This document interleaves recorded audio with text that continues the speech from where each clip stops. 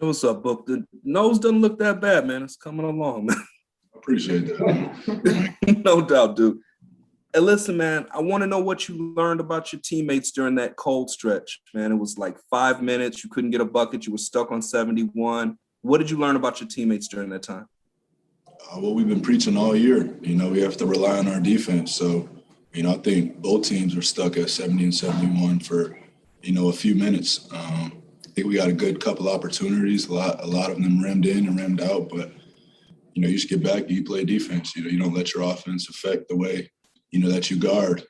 So that's what we relied on all night. I think it was an ugly game from beginning to end, honestly, if you're talking from a scoring aspect.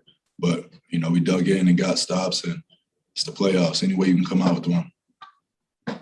Next is Dwayne Rankin with the Arizona Republic, and then Rachel Nichols.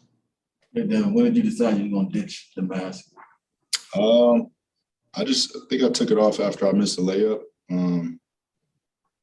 I said after the game, if I get hit again, which you don't realize how much you get hit in the face until you take it off, that, I can get surgery after the season. And I'm not blaming anything on the mask, but, I haven't played basketball with the mask ever in my life. So, it takes some getting used to. And, at that point in that time, I didn't want it. Lastly, I just wanted to ask you, sitting there watching the end of that game, what would that had to be tough? Yeah, tough, because I know I let my team down in some aspects of grabbing some pretty cheap fouls early in the game. And, you're not thinking about that early in the game, how it can affect the end. So, it's a learning lesson for me. And it's easier to learn after a win. So, go back, watch some film, and just clean up the little mistakes because, if you want to win big, how we're trying to, I got to be out there for my team. Next is Rachel Nichols with ESPN, and then Dave McMenamin. Chris Paul, as you know, just called you the oldest 24-year-old he's ever met. I think that's a compliment. I'm not entirely sure. What do you think it is about you, the way you grew up, the way you have spent these last 6 years in the league that has made you an old soul, as you put it? I'll say just experiences. And like you said, it's the way I grew up, having an older brother, wanting to hang out with him and his friends all the time. And then I moved to Mississippi with my dad, and I'm with him and his friends all the time. And those are the environments I've just been in. Those are the gyms I've been in. And, it's always been their own conversation. So even when I spent time with them guys, I listen more than I talk. So I just pick up the way people carry themselves. And, I was around some really good people growing up that, they nurtured me and taught me a lot. Do you not intend to wear the mask then the rest of the way here? I don't know. I haven't decided. Like I said, you don't realize how much you get hit in the face till you take it off. So, I might have to go back to it. But, at that time, in that place, I didn't want it on. Next is Dave McMenamin with ESPN, followed by Gina Mizell. I'm sure for yourself, being one win away from the house, is there any sense as a group for this opportunity for Chris? Of course. You verbalize what that means for the group, maybe 16 years in, probably give them this chance again. Yeah, like Chris said, I watch every game, and that was before I was in the NBA. So I've been a fan of his for a long time, and I've learned so much from him this year. And I always talk about off the court how he carries himself, and he's just a true professional, at every level, at all times. So I have a lot of respect for him as a man, not even as a basketball player, and just understanding how bad he wants this and how much time he's put into it. Like you said, 16 years, that's a long time. I think when we made the Western Conference Finals, he was like, I've only been here one time. So we know how bad he wants it. Same with Coach Monty. I get that same feeling from him. And me and DeAndre are sitting here. Mikhail, it's our first time in here. So, it's a little spoiled, but it came with a lot of work. But we definitely have his back. Next is Gina Mizell with Suns.com, followed by Cameron Cox. Kind of a broader question for you. You've mentioned a couple times during the playoffs how during the summer you tried to simulate what this was going to feel like and try to just mimic or put yourself in the right mindset or visualize. Like, that seems way easier said than done. So, how did you do that? And how do you feel like it's paying off, now? Just imagination, you know, while you're out there by yourself, you know, obviously you can't mimic the crowd or everything that's going on, but you know, you like a kid again, you know, you just imagine yourself in those situations, you know. You look up at the shot clock, you know, you pretend it's winding down. So it's just little things that, you know, that's how you get the most out of your workouts. So me and my dad talk about all the time is being efficient with your work. And when you're in there taking every rep serious as if it is the playoffs or as it is the finals, you know, you get some really good work in. Does it feel like it is paying off? You're like, okay, even though I am in this situation for the first time, it feels familiar in a weird way. Yeah. Yeah, because at the end of the day, you know, it's basketball, and I've watched a ton of playoffs, but like I say, you can't mimic the crowd, the atmosphere, can't mimic picking up your sixth foul. Right. That's frustrating, but you know, as far as the game, yeah. Or having to like set a screen with a broken nose. Exactly. Next up is Cameron Cox with 12 News, followed by Ramona Shelburne. Hey, Book, you guys are one win away, obviously, from going to play for an NBA title. Do you let your mind go there just yet, or what's the thought process after this one? I mean, we know it's on the table. We know it's there.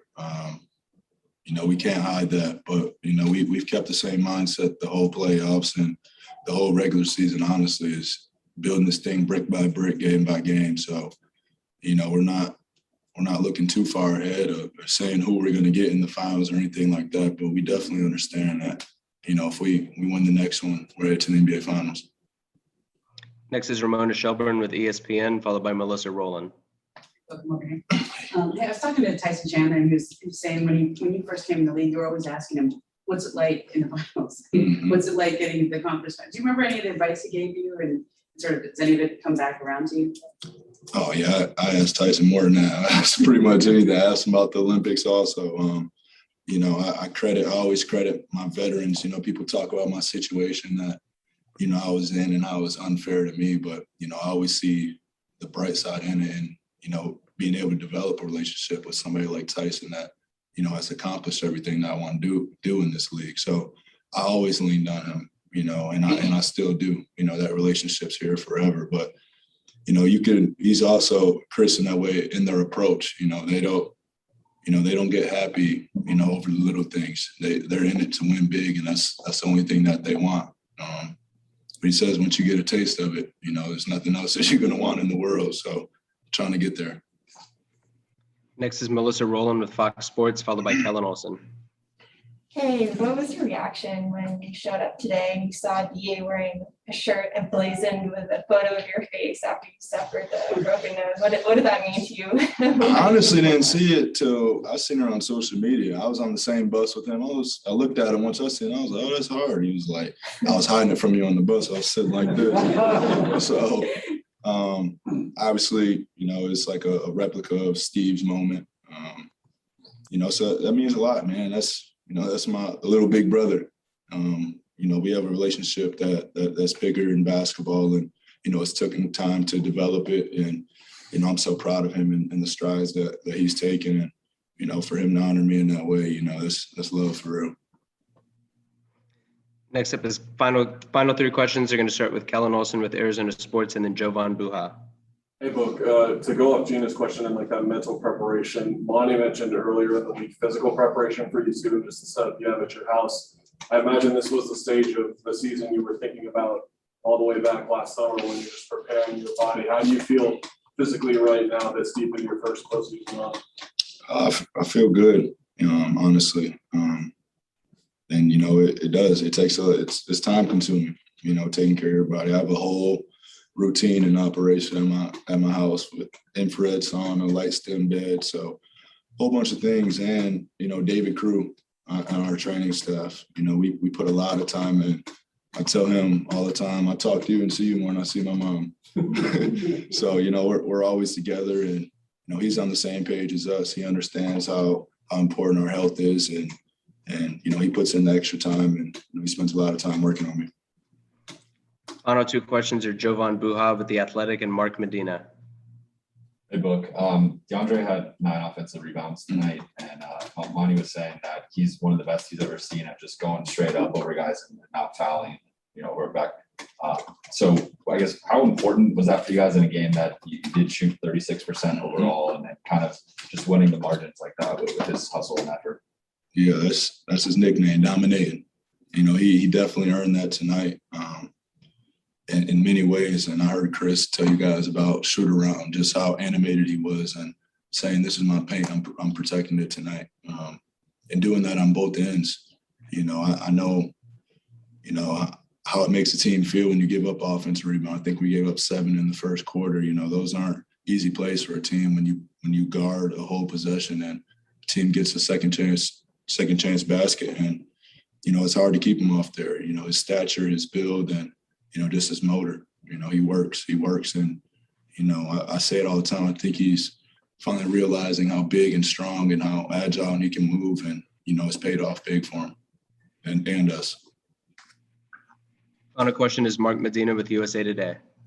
Build off of that about Andrew. Obviously, he had that huge lob the other night, but what other kind of pivot points have you seen in him that showed, hey, he's putting his game to another level?